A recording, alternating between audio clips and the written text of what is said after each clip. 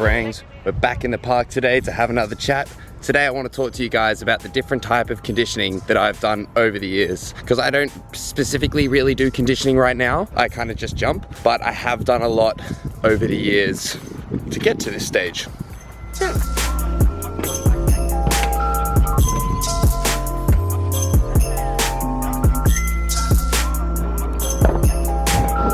Some of you might know that I did ice skating growing up, but what you might not know is that I did it fairly intensively. I did ice skating from the age of 3 to 18, so that's 15 years. We were taking it pretty seriously. Me and my sister were doing it 6 days a week from the age for me of 8 to 17, so almost 10 years. We'd be training on the ice twice a day and doing off-ice training 3 to 4 times a week. The off-ice training was conditioning, but for ice skating. We'd do about 20 minutes of running and then about 30 minutes to an hour of plyometric exercises, then ice skating specific exercises, and also just body weight training.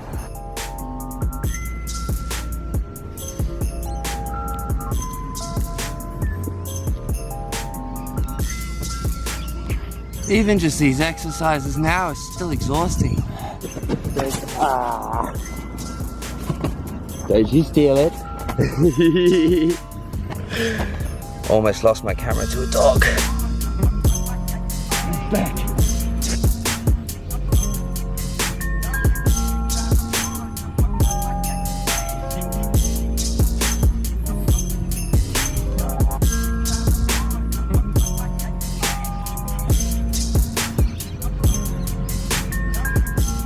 Sidebar, all of this conditioning and strength stuff is great, but you also need to work on your flexibility. We'll talk about that another time. Yeah. From about the age of 8, my mum, who is also a personal trainer, which gave me a good background in recovery and exercise, but she had us sent to a personal trainer as well. I don't really remember everything that we did, but there's a few exercises that really stand out to me that would have really helped specific stuff that helps with parkour now. One of those exercises was throwing a medicine ball. So we'd take a 3 to 5 kilo medicine ball and we'd go from between our legs and toss it over our head. I don't actually have a ball, but like this. And we'd also do that from in front, so between our legs, and throw it forwards. And I feel like this is a really good way to strengthen your core, especially for like plyometric and jump and flips where you're gonna raise your hands above your head. The other exercise that we did was standing on a Swiss ball, which is like one of those big bouncy balls that you see a lot of people bury in the beach and do flips off. Using that practically to stand on, and we would do the arms for our ice skating routine. So we'd be standing on the ball for 2 to 3 minutes, moving our arms around and trying to remember something different. How you doing, mate? Yeah, good. Yourself? Yeah, not too bad. How's the view? Yeah, beautiful. And I feel like this really helped with ankle stabilizations and the lower leg stabilization of just the micro balances and keeping everything tight and locked for an extended period of time. Almost the entire time I was ice skating, I was also doing cross-country running. I started at the age of 4 or 5, and we were doing that every Saturday. From the age of 4 to 6, I would run 1 to 2 kilometers. From the age of 6 to 9, I would run 2 to 3 kilometers.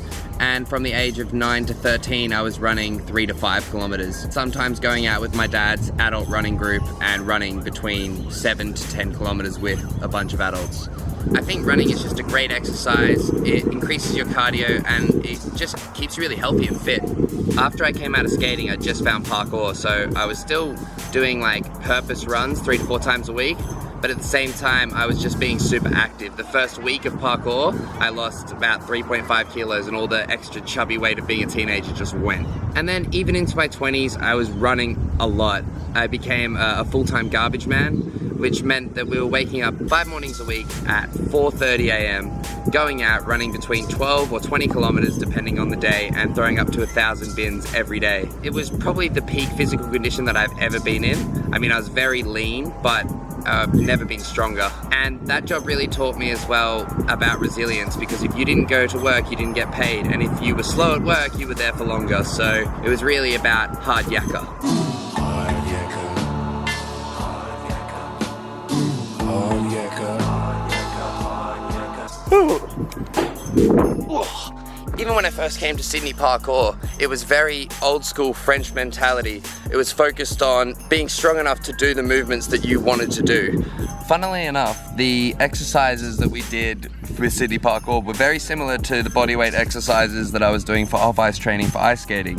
But they were much more focused on technique and building strength specifically for the jumps in parkour. Other than basic body weight, we also did a lot of repetition of movement. We'd go out, we'd go out for strength and conditioning sessions and just do quadrupedals, repetitions of climb ups, even sometimes weighted climb ups.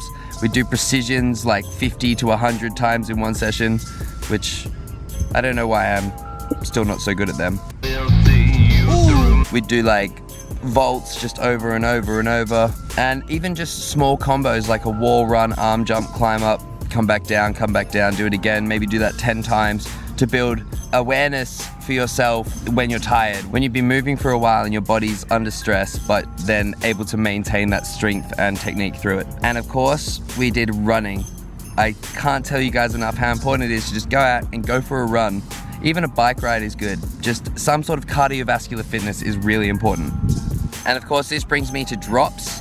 I don't want to go too far into drops. I'll probably bring you a whole nother video on drop and rolls, because I feel like that's a very important part of impact resistance as opposed to just conditioning impact technique. A basic rundown of conditioning for drops is that we would go, maybe find a head height, neck height ledge, and just drop off that and focus on landing properly and landing with good technique, and maybe do that 10 to 20 times in a session, and wouldn't overstress it, but we'd do it very regularly. Every time you do jump off a height, being aware of how you land and landing with correct technique and absorbing with your muscles. But the secret is actually rolls. Rolls are the key.